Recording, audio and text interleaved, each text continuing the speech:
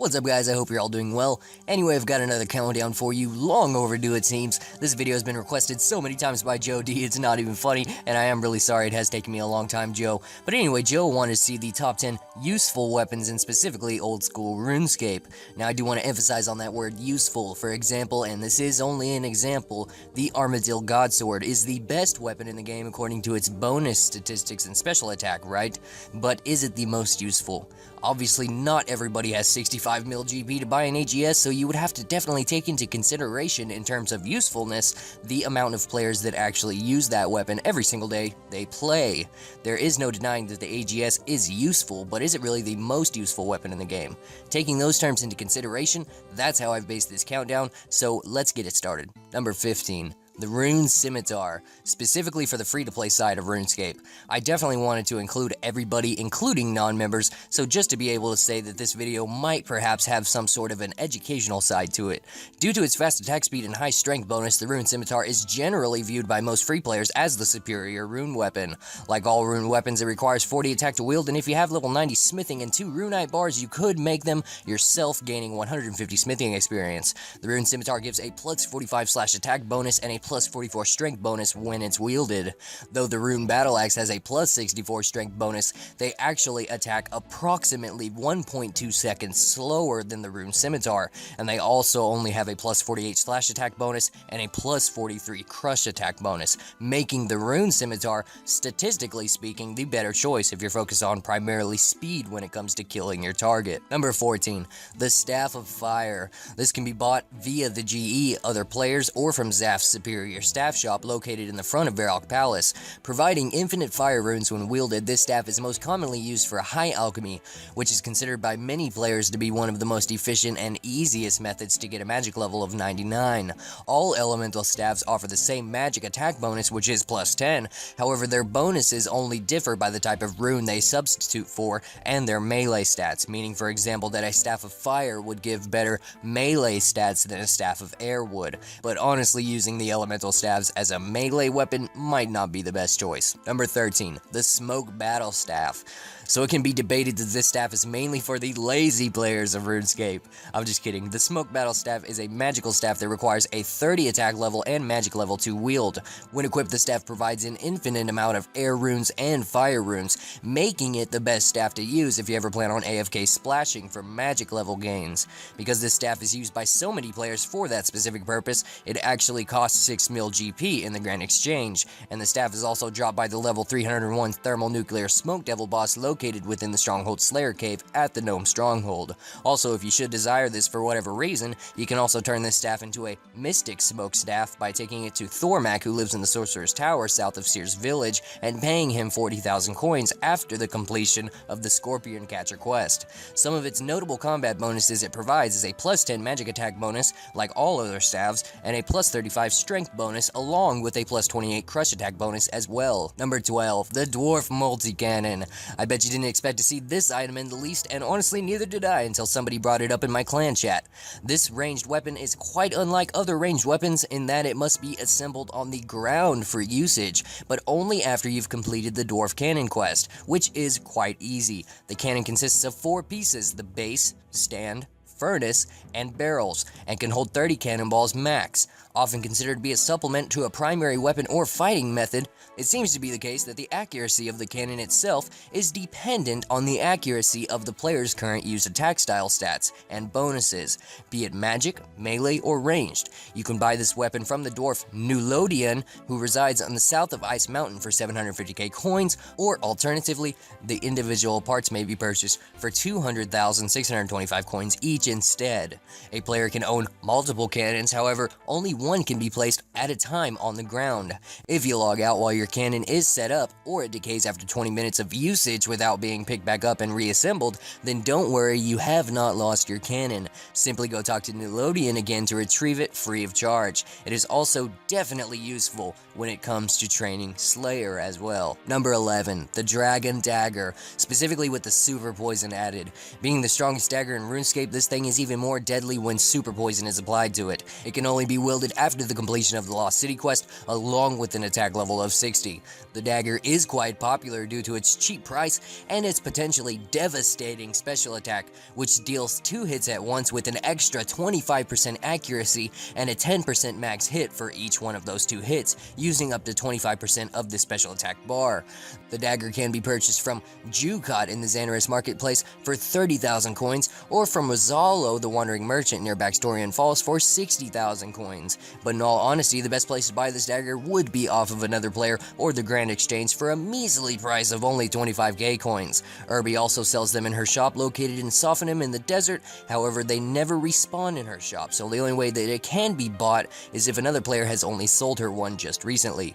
This dagger is probably mostly used by PKers and PVMers who favor the more combat-oriented sides of the game, and I have to say that I personally wouldn't want to find myself in front of somebody in the wilderness who just switched to this specific dagger to come after me. Number 10, the Dragon Scimitar. Being one of the most strongest scimitars in the game, it can only be wielded after the player has achieved level 60 attack, along with completing the infamous Monkey Madness quest. It may be purchased from Dagger on Abyssal for 100,000 coins, or for the significantly lower price of 68k coins in the Grand Exchange.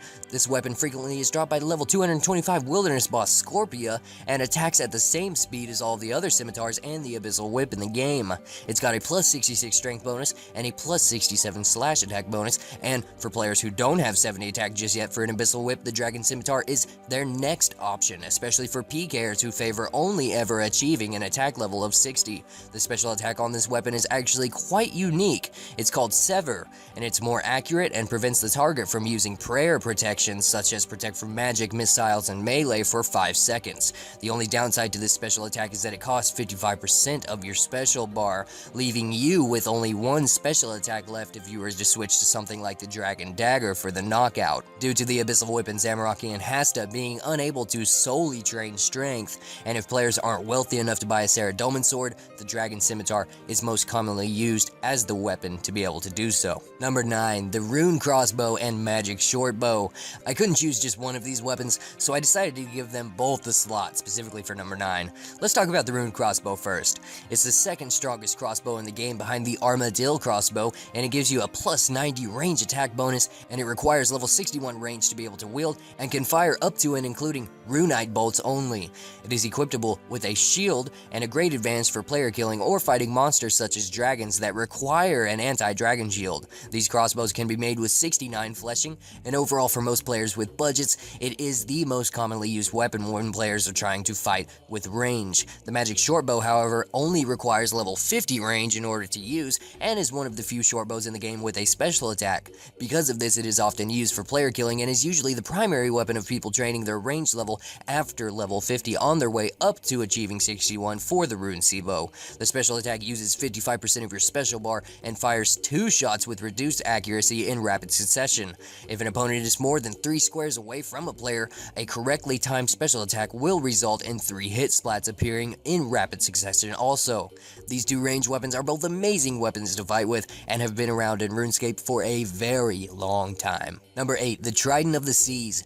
It's a magical staff that requires level 75 magic to wield, and it is the only staff in the game to have a built-in combat spell that attacks 20% faster than any other staff. Although the staff has a built-in magic attack, the Trident cannot be used against other players in the wilderness. It can only be used against players within Castle Wars, the Tsar Fight Pit minigames, as well as the Clan Wars minigame if the clan leaders enable it.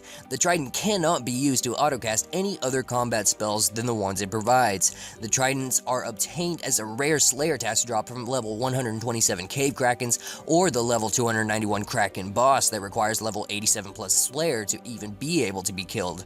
An uncharged Trident is dropped by the normal Cave Krakens, while the boss Kraken can drop a fully charged Trident. Similar to the barrels equipment, the Trident is only tradable whenever it is fully charged or fully uncharged. The staff can hold up to 2,500 charges when fully charged, and it requires 1 Death Rune, 1 Chaos Rune, 5 Fire Runes, and 10 coins per cast charge. The Trident charges can be removed at any time to recover the runes, however the coins will not be refunded. At level 59 crafting, players can attach a magic fang from Zulrah with the Trident also by using a chisel, creating the new item being the Trident of the Swamps, and has the ability after being crafted to infect the target that they're fighting against with venom.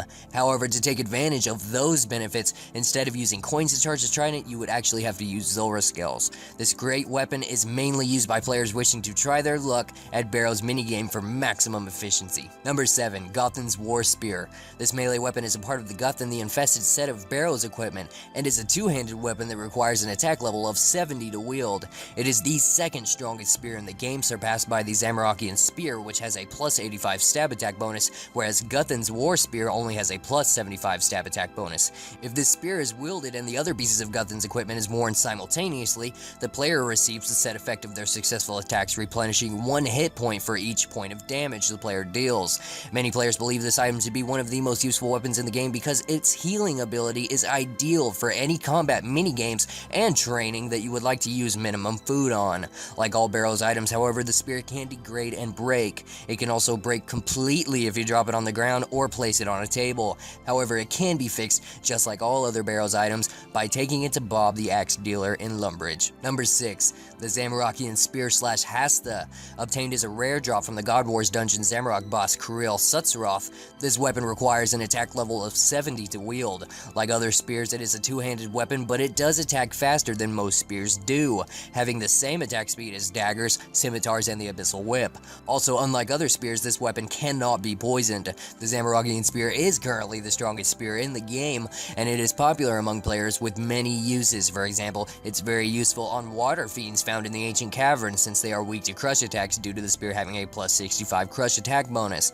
Another use of this spear is while doing the Knight's Wave Training Grounds mini quest after the King's Ransom quest, because this spear features all 3 melee attack styles of stab, crush, and slash. Overall, this weapon's total defense bonuses are the highest for any weapon, and many players consider this weapon to be an upgraded version basically of the Dragon Spear because of these spears having the same special attack. The spear can be converted by speaking to Otto Godblessed at Otto's Grotto into a Zamorakian Hasta for 300,000 coins or 150,000 coins if the player has completed the Kandaren Elite Diary. The Zamorakian Hasta has the same exact stats as the spear, but after being converted, players can then wear a shield with the Hasta too, and it can also be reconverted free of charge whenever desired. The weapon's special attack called Shove pushes your opponent back 1 square while stunning them for 3 seconds as well, making it an ideal weapon for when you're trying to stop someone in the wilderness from running away from you. Number 5. The Toxic Staff of the Dead.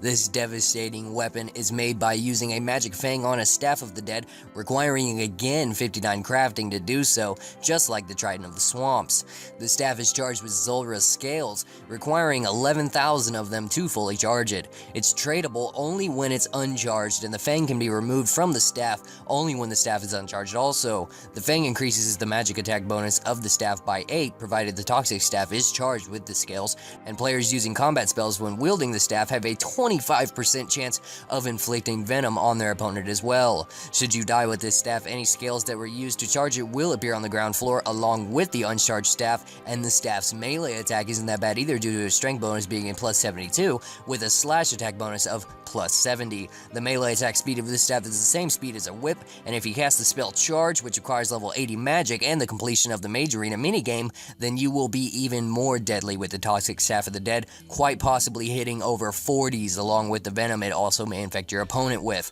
It is quite a scary weapon. Number 4. The Toxic Blowpipe. This two-handed range weapon requires a range level of 75 to be able to wield, and it's made by using a chisel on a Tanzanite fang requiring 53 fletching. Just like all other Zulrah weapons, the player has a 25% chance of inflicting poison damage when attacking with the Toxic Blowpipe, and will only be fully charged after 16,338 scales are used on it. Charging it increases its ranged attack by 60 and ranged strength by 40. These bonuses stack with the bonuses of its ammunition also. For example, using the Dragon Darts on the Blowpipe will increase its ranged attack to 78 and its ranged strength to 60. The attack speed of this weapon varies. In PvM encounters, its attack speed is equal to darts, and during during PvP, its attack speed is equal to a short bow. This weapon's special attack increases its damage by 50% and heals its wielder by half that amount. The special attack uses 50% of the special bar, and if a player dies with the blowpipe, all the scale and dart charges will appear on the floor along with the weapon itself. If you take into consideration the amount of damage you can cause with this weapon, combined with the venom, it can truly be devastating towards whatever you decide to use it on. Number 3, the Abyssal Whip. This powerful one-handed melee weapon that requires 70 attack to wield is among the most powerful and popular non-degradable melee weapons and is capable of attacking at the same speed of daggers and scimitars. It can be obtained as a drop from Abyssal Demons, which require 85 Slayer to be able to harm, or it can be bought via the Grand Exchange for 2.5 mil cash at the moment. Players can also attach a Kraken Tentacle to the whip to create an Abyssal Tentacle, which has a +8 higher slash attack bonus and a +4 higher strength bonus than what the original Abyssal Whip normally has, equating to 1 higher damage you could do overall. This process, however, will cause the Abyssal Whip to be consumed and cannot be undone. Once the tentacle consumes all of the charges after 10,000 hits with the weapon, the player will be refunded with the Kraken Tentacle only having the original Abyssal Whip gone from your inventory. Players can also cosmetically enhance their Abyssal Whips by using either a volcanic or frozen whip mix obtained from the Bounty Hunter store. This only alters the appearance of the whip though, and it makes the weapon become untradeable afterwards. It can be reverted by using a cleaning cloth on the whip, but obviously the mixes will not be retained. The only downside to this weapon is that it cannot solely train your strength skill. It can train attack and defense solely, but the only way to actually train strength with this weapon is by using the controlled shared XP attack style. Unfortunately, it's been around since 2005 and even to this day is still one of, if not the most popular weapon in the game. Number 2, the Saradomin Sword. This two-handed weapon that requires level 70 attack to wield offers the same exact stat bonuses as an Abyssal Whip does, and then some. It has a +60 crush attack bonus, whereas the Abyssal Whip has 0, and it also offers a +2 prayer bonus as well. This weapon, if you're able to spend 3 mil cash on it at the Grand Exchange, is sometimes used in place of the Abyssal Whip due to its ability to actually solely train your strength skill. It's also possible drop from Commander Ziliana and her bodyguards in the Saradomin section within the God Wars dungeons. Perhaps the main reason why this weapon is often substituted for the whip is due to its attack speed that is identical to that of the Abyssal Whip's attack speed itself also. Its special attack adds up to 16 extra magic-based damage to the standard melee attack. If the melee attack misses, then the magic attack will not activate. But if you do hit with the magic attack, you will receive 2 magic experience points for every point of damage caused by the magical hit of the special attack. Players can also buy a Saradomin's Tear from the Bounty Hunter store and attach it to the Saradomin Sword to create a Blessed Saradomin Sword, which has a +18 higher slash attack bonus and a +6 higher strength bonus than its original bonuses. Also, the new gold look of the sword after blessing it doesn't exactly scream "I'm poor" either. This process of blessing the weapon, however, will cause the sword eventually to be consumed and cannot be undone, just like the Abyssal Whip with the tentacle. It's an incredible weapon and in OSRS is the most tallest of the two-handed swords in game. Number 1. Alright guys, so I had to pick a god sword, and I asked my clan chat about this, and almost all of them said that the Saradomin god sword should most definitely steal the slot. Like all god swords, this weapon requires an attack level of 75 to wield, and it is created by adding the Saradomin hilt to a completed god sword blade. This weapon is actually rather rare to see players having, simply for the fact that you do need a level 70 plus agility level to be able to enter the Saradomin encampment within the God Wars dungeons to be able to defeat Commander Ziliana, who drops the sword's hilt.